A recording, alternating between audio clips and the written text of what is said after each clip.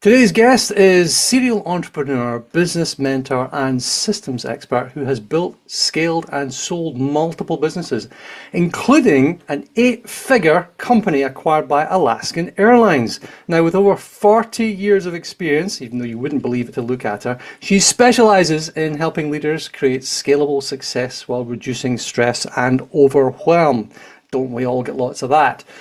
And as the founder of her company, Living the Dream, she coaches business owners on high-performing team building. She has an online course and is about to launch the Living the Dream Mastermind. Welcome to Leadership That Sells. This is the podcast that helps you lead first and sell more. Great teams, great sales teams need great leaders, but far too often sellers become managers without the right training or support. Now that is why we built the Leadership That Sells playbook. And you can check it out at the Practical Leadership Academy. Ral West, thank you very much indeed for joining me. Well, thank you, Paul. That was lovely, and it's just a pleasure to be here.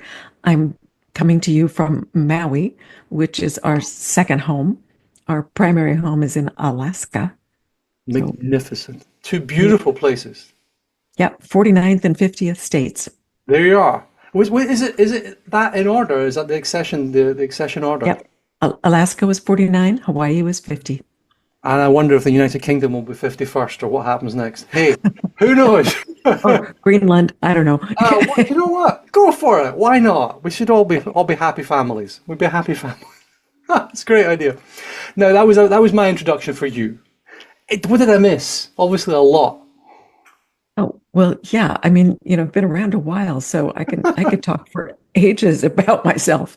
So what should we focus on first? Well, you've scaled businesses to eight figures. Eight figures is a dream number for most people, and you've built lots of high-performing teams, and I don't think you can do one without the other. Let's go straight to the practical point, the valuable points here, the stuff here. What are the top leadership lessons that people can apply to grow teams effectively? Well, I think first of all, to be a good leader, you have to have a very clear vision and a set of values and principles that guide you and guide your company. So those are the foundation of the culture that you create. And if you don't have a strong culture for your organization, you don't have much to lead from. And you need to instill those values and those principles throughout your team so that they know what the company stands for and they can get behind it and get excited about it. The other thing that a great leader does, I believe, is make sure that there's a win-win proposition in the company. If the company wins, everybody wins. Make sure they know it, make sure they know how they win and what they need to do in order to win and how they can help the company win.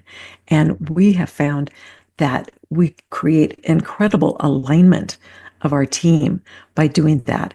And it's a truly aligned team that's focused on the same goals and that has this foundation of a strong, wonderful culture that can really create amazing success. And I believe that those were two very large factors in our success. I think, yeah, absolutely. Alignment, I think, is got to be the number one, but it's an alignment with the vision. Actually, no, other way around, isn't it? You don't have a vision, you can't be aligned to it. So you got to have the clarity of the purpose, direction, and everybody then has got to be on board and motivated for success. Yes, and aligned, going towards the same goal. And I like to use the analogy, since I'm from Alaska, of, a dog sled team. If you harness the dogs to that sled and they start pulling in opposite directions, where's the sled going to go? Nowhere.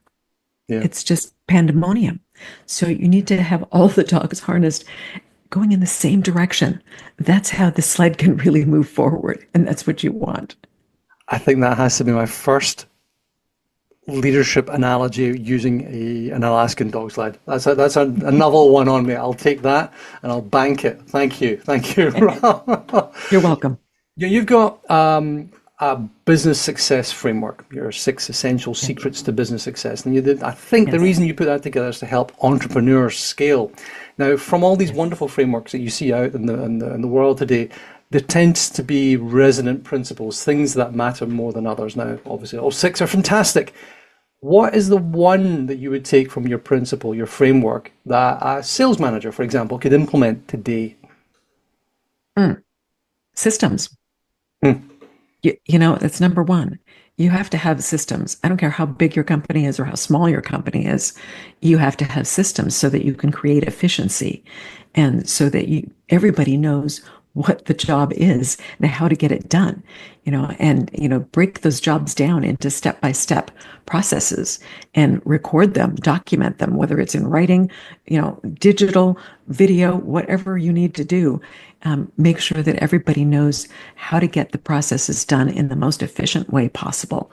And to do that, you need systems. And then you carry out systems throughout your sales process, your customer service processes. Everything relies on systems. You need to be able to track your performance and track your sales. That requires a system.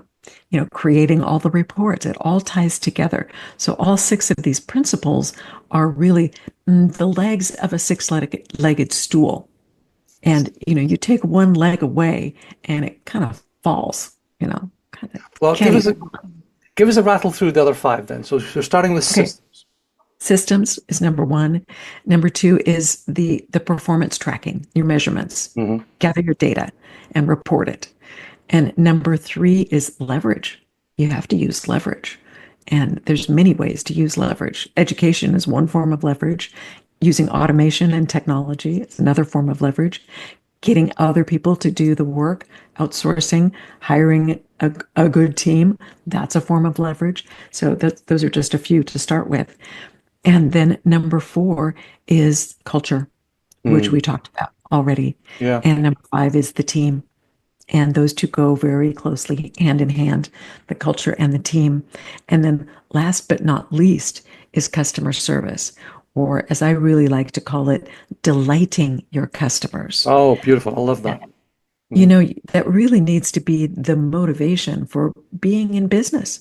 Without our customers, where would we be? They are the reason we exist, right? Yeah. To serve them, to provide what they need, and to make them not just happy, but delighted so that they keep coming back again and again and again. Because, it's much easier to keep a customer, a happy one, than to go out and find a new one. You Five know, times apparently. Five yeah, times as easy. You make five times as much as well. there you go. And the more you can keep your customers happy, and the more you can grow the lifetime value of that customer to your business, everybody wins. So a lot of the systems and the culture need to be geared towards making sure that those products are being delivered to the customers in the best, most efficient way possible. And you need to make sure that you're keeping the customers happy by finding out from them. Are you happy? What else can we do? Where did we miss the mark? What can we improve on? And continually go back for that feedback. That's part of a system and part of that, the measurements and tracking as well. So see how they all tie together? Beautiful. Nice. The best frameworks actually are internally coherent as well. So you've done well there. I like Yes, that one. yes, So yes. I've got a challenge for you though. So you're a small organization and people are really, really busy running around doing what they do. And they don't Mhm. have time to document or to put that system in place. Now, the easy argument is, well, the brakes are not there to slow you down, they're to make you go faster. That's a lovely Mario Andretti quote, right?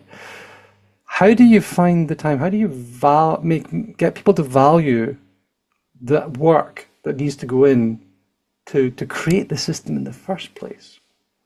Well, I'll tell you another story, and Please. that is about the guy in the woods chopping down the tree, and he's just sweating and just working his butt off chopping this tree down.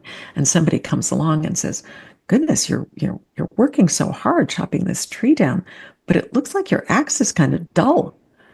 And the guy goes, "I don't have time to sharpen my axe. I'm busy. I've got this tree to chop down. Who's got time to sharpen it?" I think you get my point. Thank you. And there we'll end the entire show because you've just encapsulated business in general, everything about it. Yeah. Well, it's one of the great presidents of the United States. He said something like, if I had to chop down a tree in 5 hours, I'd spend four of them sharpening the axe. That sort of thing. Yeah, I hadn't heard that one before, but yeah, it's true. And so I say that, it's like, okay, it's going to take you some time to create the systems. Yes, Hmm. it does. But what time are those systems going to save you? So Yeah. you're spending some time now, but saving time in the long run. And, actually pretty soon after you create the systems, you start saving time. Oh, So, immediately. Immediately. would you want to keep doing the same thing? And, do you like it the way it is?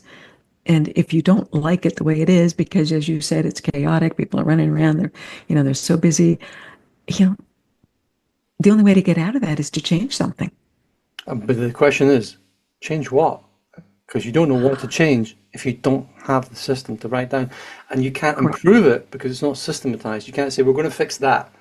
You don't even know where to fix because you don't know where the problem is because you haven't systematized. Well, yes. And it's very simple. You just start with analyzing what it is that people are doing. Mm. And just stepping back and taking a look and saying, oh, well, I see this person, going back and forth and back and forth and back and forth, doing such and such. Why are they making so many trips doing that? Or why is the same thing being done over and over again, maybe by three different people when it could be all consolidated and maybe done by automation? Mhm. There's a system, you know, Or rather than or making 3 trips, we'll just get you a bigger bucket and you can make 2 trips. and there's little systems like ways to make your email inbox more efficient. There's AI tools that you Mm. can use so that you don't have to wade through quite so many emails every day. I recently deployed one of those, and I've saved myself like an hour or two a day just with Wow. that. You know, so, yes, it's like where do you begin? It's like where do you stop? There's so many tools available today. And when I started in business, these tools were not there. The systems were mostly manual systems. Today it's just like boom, AI, Do you know, automation. I was talking to my wife about this just this morning, in fact. The joy of computers. Right? I remember work before computer. I remember getting my first laptop the size of a small child, right? And desktops and You're all this older sort of than you stuff. look then. Wow, there we are. And CompuServe email accounts and dial-up and all that sort of stuff. And for Oh those of you no. listening who have no idea what I'm talking about, just wait. Oh Just, no. just you have to go. No, it's not going to work like that. You can't just get older and understand. Anyway, have computers, has automation and stuff up until this point actually made us more effective? There's a lovely book my wife likes, and it's about this just after the Second World War. A woman in New York writing to an antiquarian bookstore in the UK in London, and the letter says, "Can I find book X, Y, Z, A, B, and C?" And then there's a Mhm. response, and then the letter replies with, "And how's your family?" And then it goes, and you build this relationship over time with a letter. And the question is, with if you were going to do that today by email, you'd miss a lot. You don't spend the time writing. You don't put the effort into the communication, the relationship building.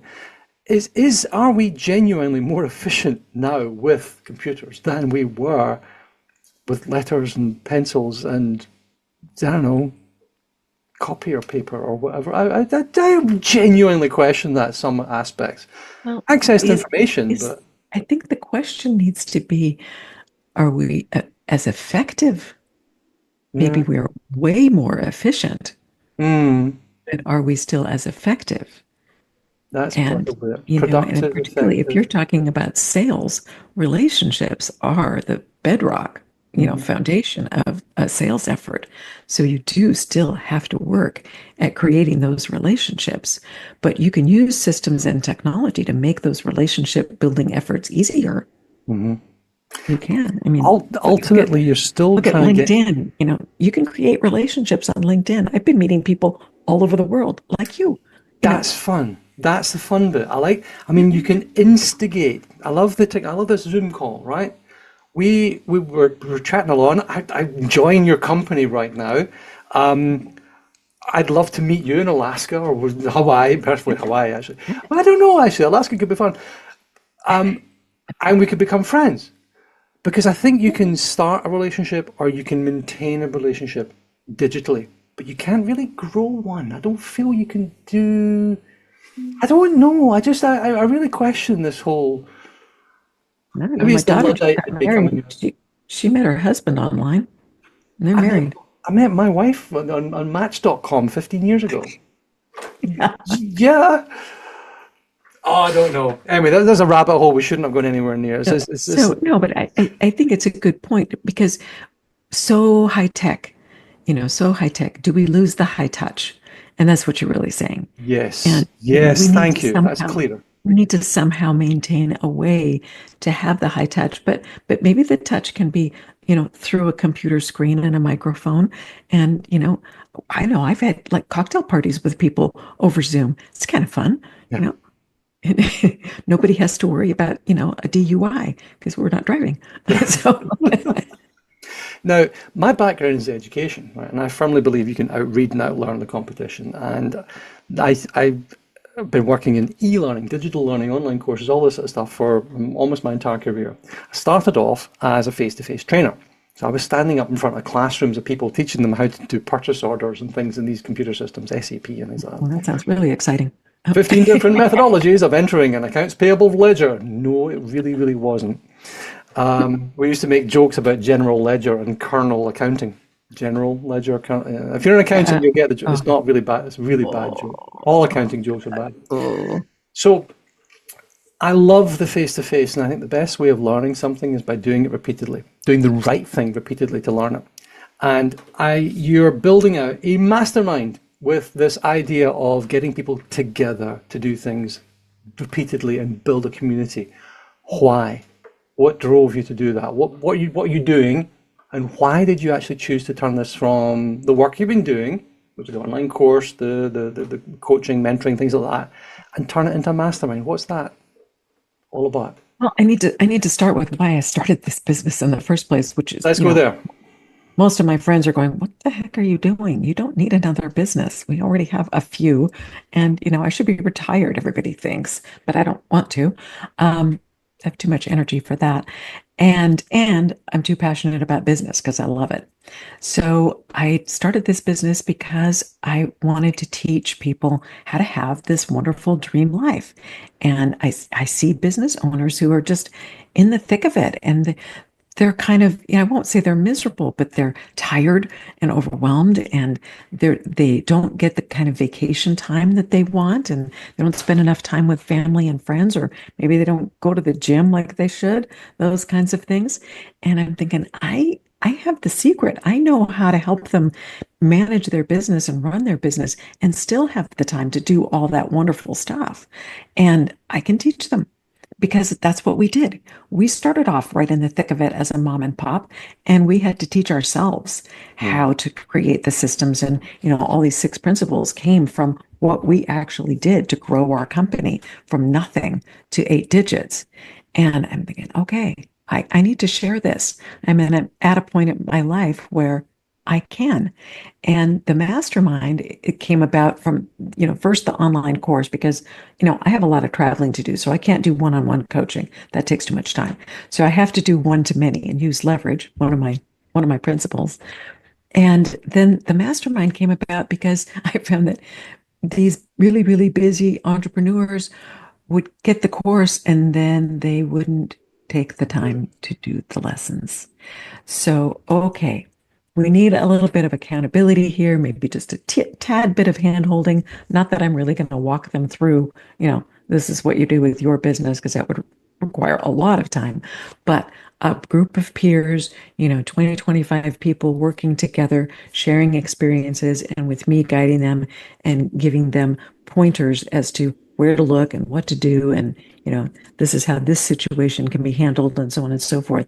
That would have much more value to a busy entrepreneur than just go sit down and watch my videos and take this course, So that's where the mastermind came from. And I think it'll be a much higher level of achievement and success for them and their business by going through the mastermind.